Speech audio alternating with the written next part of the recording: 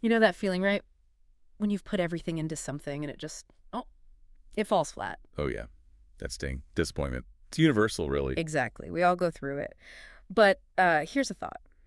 What if those moments, as rough as they feel, actually hold some really important lessons? That's precisely it. Yeah. We tend to view failure as this big red stop sign, Hmm. the end. Right. But what we're digging into today is this idea, maybe it's more of a springboard, a way to, actually grow and understand things better. And to get into that, we were listening to the Real Talk podcast, Jamie and Alex. Yeah. They shared some really open personal stories. Yeah, really insightful stuff about their own mistakes and what they learned. So our mission here basically is to unpack their conversation, pull out the practical bits, the insights you listening can maybe use in your own life. We want to help sort of re-examine those times things went wrong, Mm. see them less as just bad and more as, I don't know, opportunities, Yeah. chances for real progress.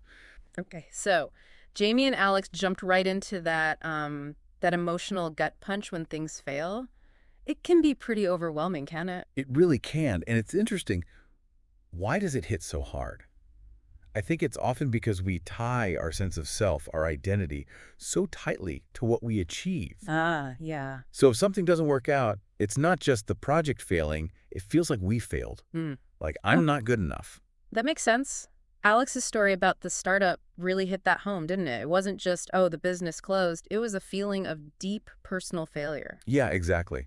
And I think loads of people can relate to that feeling, that sort of inadequacy that creeps in. And that shame or disappointment, it can really hold you back. It absolutely can. Yeah. But Jamie had this great perspective. They said failure isn't like the opposite of success.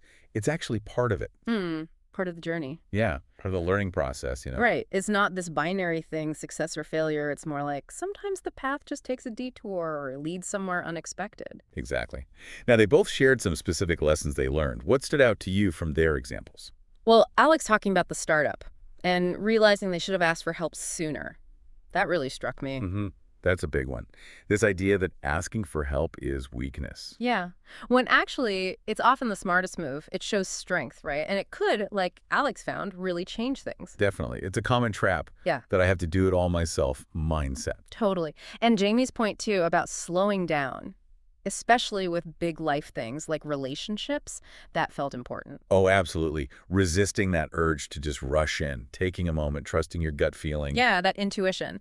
Jamie's example really showed how pausing, reflecting, might prevent some missteps later on. It really makes you think, doesn't it? Looking back on our own stuff, Yeah, times where maybe asking someone or just, sleeping on it might have made a difference. for sure.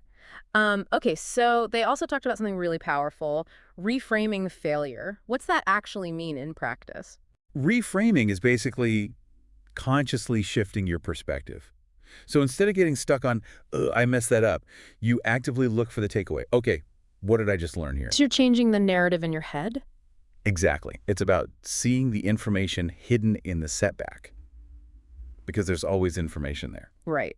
So failure isn't a final judgment, it's feedback. Maybe harsh feedback sometimes, but still feedback. Precisely. Feedback on your approach, your assumptions, maybe even things you hadn't considered. It's all data. Data, I like that. And Jamie and Alex also mentioned something else, the value of actually talking about these failures, sharing them. Why do you think that helps? Well, it makes you feel less alone, I guess. When you hear someone else, maybe someone you look up to, say, yeah, I messed up too, it's kind of validating. Totally. It breaks down that pressure to seem perfect all the time. Right. And it fosters connection. They even said it can be kind of healing. It just normalizes being human, doesn't it? It really helps. It opens up space for, actual vulnerability and learning together. Right. So for everyone listening, maybe think about how you usually view your mistakes. Could reframing offer a slightly more empowering angle? Good question. Now, as they were wrapping up, Jamie and Alex kind of boiled things down to some key takeaways for us. What were those? Yeah, they give us 3 really solid principles. First one was crucial. Separate who you are from what you did, your identity from the outcome. Okay. Like Jamie said, you are not your mistake. Yeah. Simple, but so important. It stops that specific event from defining you entirely. Psychologically, it lets you look at it more objectively, right? Without crushing your self-esteem. That's huge. Because one setback doesn't dictate your whole future, does it? What was the second takeaway? Second was about actively looking for the lesson. Alex really stressed this. You have to seek out what you can learn, even if it's not obvious right away. So be intentional about it. Exactly. Ask yourself the tough questions.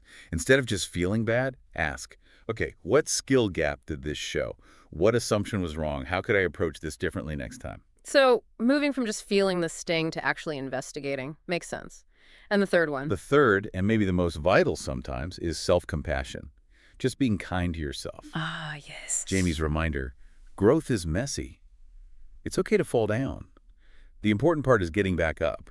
We're often so much harder on ourselves than we'd ever be on a friend. Absolutely. We beat ourselves up. Yeah, and self-compassion actually makes it easier to learn and move on. It's not about letting yourself off the hook. It's about treating yourself with enough kindness to actually process the experience productively. That's a great point. Being kind allows you to actually do the learning. And Alex had a final encouraging thought too, didn't they? For anyone maybe struggling right now. Yeah, just that reminder. You're not alone. Failure happens to everyone. And this one thing, this setback, it doesn't have to define you or your future. It's a powerful message of hope, I think. Definitely needed when you're in the thick of it. So, okay, bringing this all together, what's the main thing we're taking away from this deep dive into Jamie and Alex's thoughts?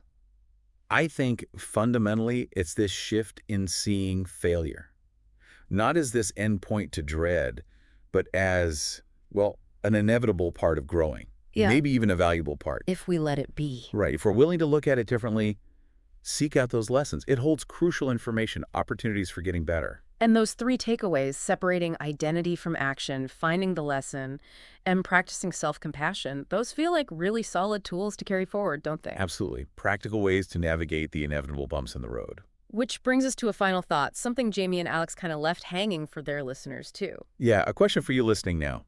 Can you think of one failure in your own life that actually, looking back now, really contributed significantly to your growth?